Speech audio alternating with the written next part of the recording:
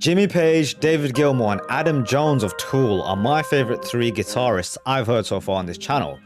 Now, whenever I bring up guitarists, Eric Clapton is always brought up by the comments, and I even ran a poll at one point and people had told me that I had left out Eric Clapton from the list of great guitarists from classic rock music.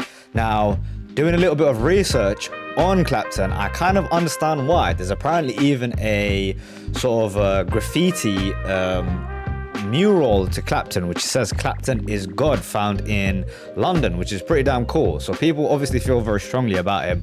Also read and found out about his friendship and professional rivalry with Jimi Hendrix, and how after Hendrix had passed away, he had a very hard time sort of accepting that. They had this very legendary moment where apparently Hendrix performed live in front of Clapton, and Clapton at that moment felt as if Hendrix was the superior guitarist. Pretty cool stuff. It'd be interesting to kind of follow up on that and look into if there's any videos on that. However, I am here to react to Clapton's music. This is one of his signature tracks called Layla. This is with Derek and the Dominos from their only studio album they released.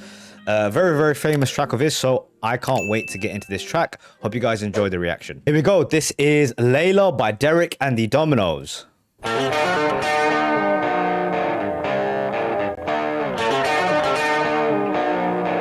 Okay.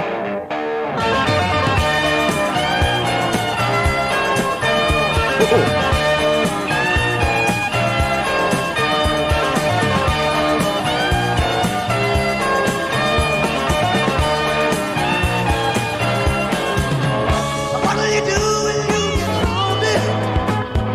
Whoa! That's his voice?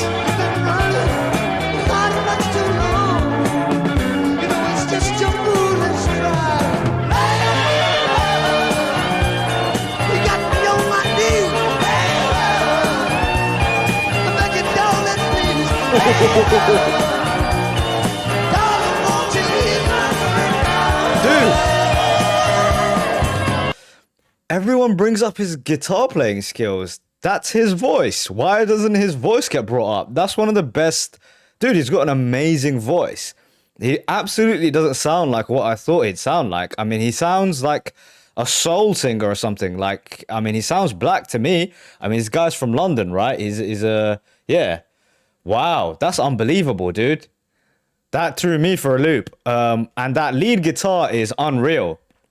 The way that they've made it sound like heartache. I mean, it sounds like a story of like unrequited love, like falling in love with someone who is not there for them, essentially, right? He's begging on his knees. He's asking, why, darling, please.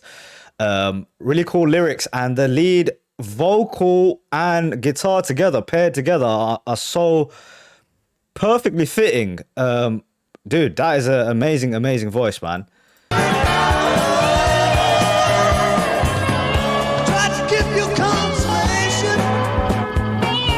Oh, breaks your heart, that guitar.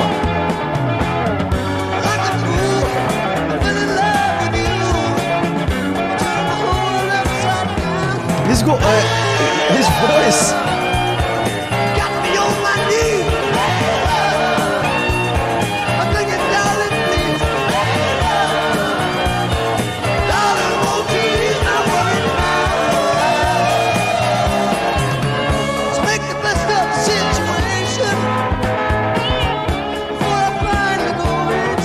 Dude, that lead guitar. Please don't say I'll never find a way. Tell me all my love's in vain. You got me on my knees. Make it, darling, please.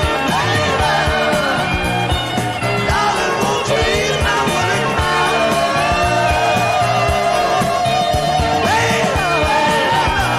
Oh.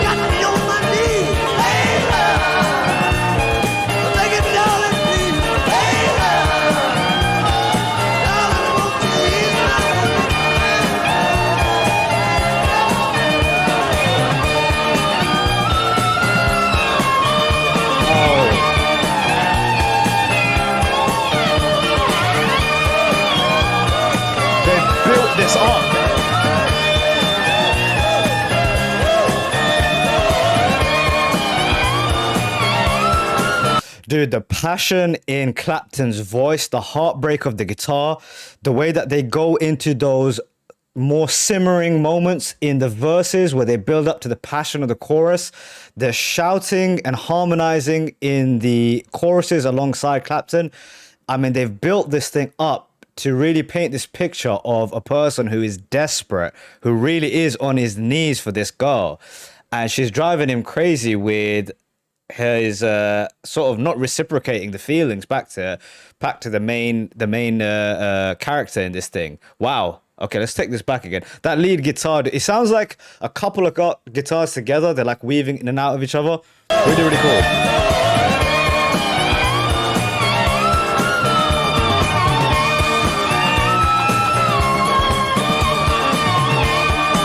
Doesn't it sound like a girl like crying?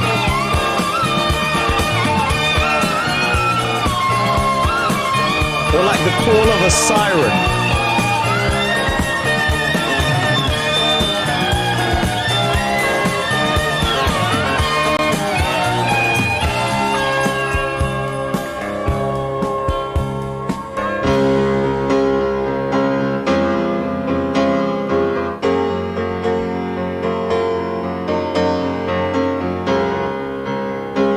Smooth transition.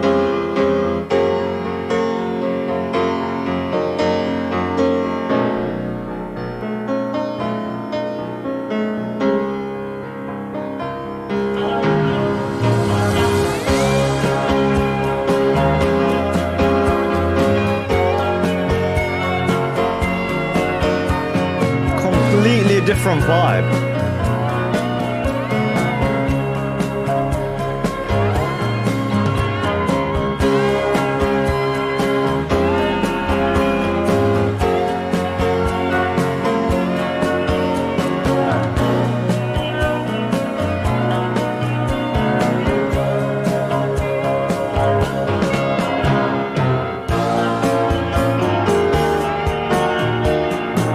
It's really cool how those wailing guitars, which were like desperation in the last section, are like serene now. It's still there, the lead guitar.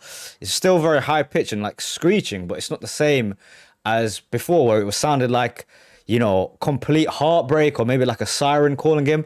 That was a smooth transition into like a piano-led piece almost. I wonder the choice, why they went for that.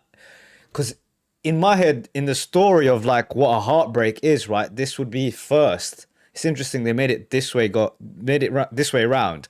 Let's keep this going, man. This is a very it's a crazy song.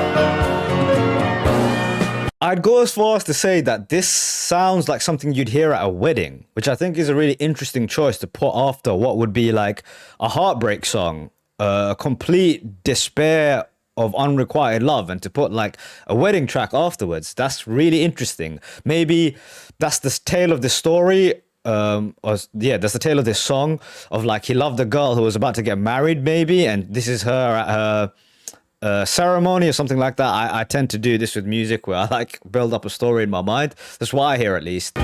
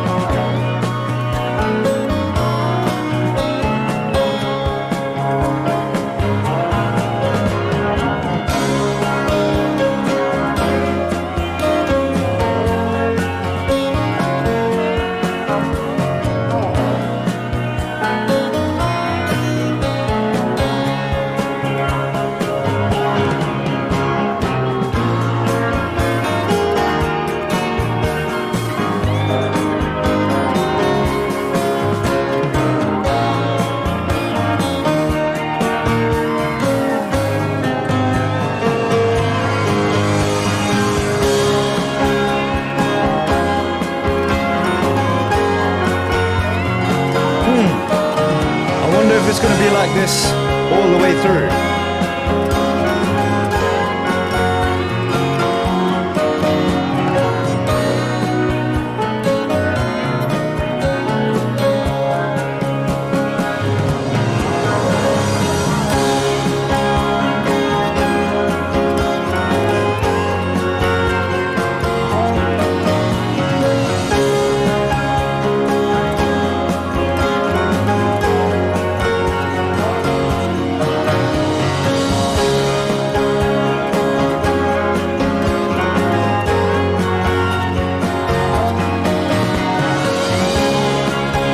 Some really great drumming in the back.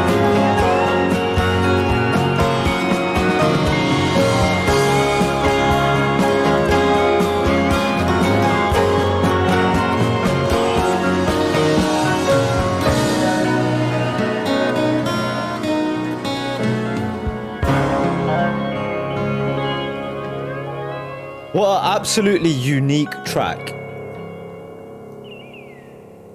Okay, I have a lot to say about that. Very beautiful second half of the track. Really great, you know, musicianship-wise.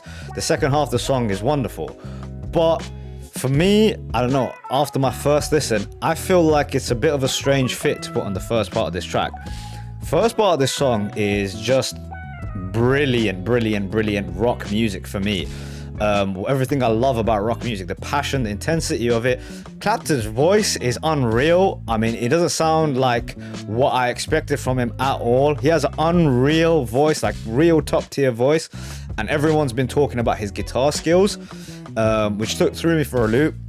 The way they built his fit of passion by the end, where everyone was screaming and the guitars were screeching and firing off. And then to go into that was a bit strange for me. Maybe with time, if I hear the song multiple times, I'll grow to appreciate the second half of the song. For me, if they broke it into two tracks or something like that, like the first part of Layla, that's on repeat. I'm listening to that all the time. The second half, not so much.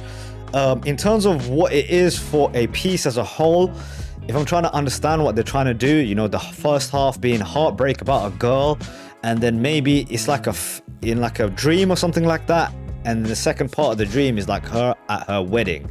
It's kind of how I saw it. And they didn't put in Clapton's voice as well. I feel like he could have maybe fit in that style of music as well. Maybe it's just me wanting to hear his voice more. Just being a bit angry about that. But all in all, the first half of the track is a 10. The second half of the track, I mean, it's cool musically, but I don't love it.